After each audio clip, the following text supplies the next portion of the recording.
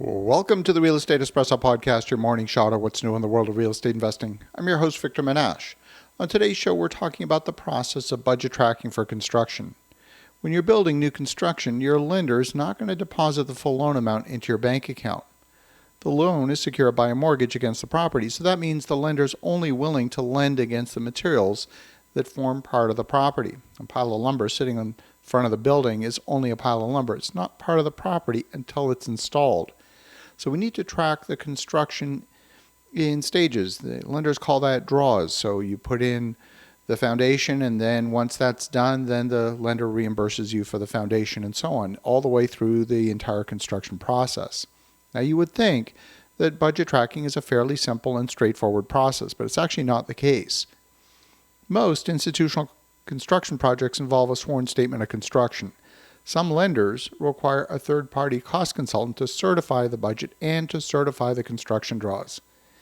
In the simple textbook accounting process, you create a budget, you issue an invoice for the line items in the budget as you incur them, and then you pay the invoice and reconcile them against the bank statement and against the invoices, and everything matches up with the budget, everything works perfectly. It's simple and it's straightforward. There's really only two columns. There's budget and actual. But in the world of construction, we want to hold the contractor and the subcontractors accountable for their work. That means holding back a percentage of the payment until certain milestones are achieved. That holdback is typically 10%, sometimes it's 5%, depends on what you negotiate with the subcontractor or with the general contractor. So if a subcontractor invoices, let's say, for $100, you would, by agreement, only pay $90 on that invoice. Remaining $10 is held by the lender until completion of the project. That 10% retainage is fairly standard in the construction industry. So you have a situation where your accounting will always show that you're underspent when you compare the actual spending against the budget. In some jurisdictions, it's also possible to get a rebate on the sales tax paid on the materials and maybe even some of the subtrades. So that means you're going to have to pay the taxes, pay the sales tax, and then apply for a rebate. Now you need to track not only the retainage, but also you got to track that as a future commitment, and then you need to track the sales tax and the sales tax rebate to know where you are in your budget versus the actual. Of course, every well-managed construction budget will have a line item in the budget for contingency. That contingency is there to handle surprises that come up in the project and that ultimately must be paid for by the owner. Some of them will be covered by the general contractor, but some are going to be paid for by the owner. And sometimes these cost overruns are the result of maybe material supply chain issues or maybe site work that might end up costing you additional funds. You end up having to cut through maybe bedrock that you didn't know was there. There can be all kinds of problems. Now, the problem with most budgeting tools is that they're very simplistic. They track two numbers, the plan and the actual. The needs of the project extend far beyond these two simple numbers. So let's talk about the various views that are necessary to properly track a construction budget. Number one, there is the plan of record. We sometimes call that the anchor budget.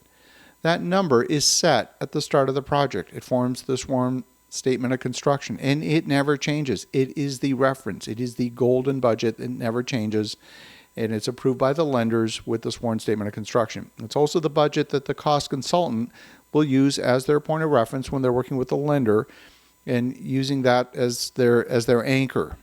Then there's a forecast. That forecast would be ideally matching the anchor budget. But in an ideal world, there's no problems, there's no surprises, and in fact, you wouldn't even need any of the contingency funds.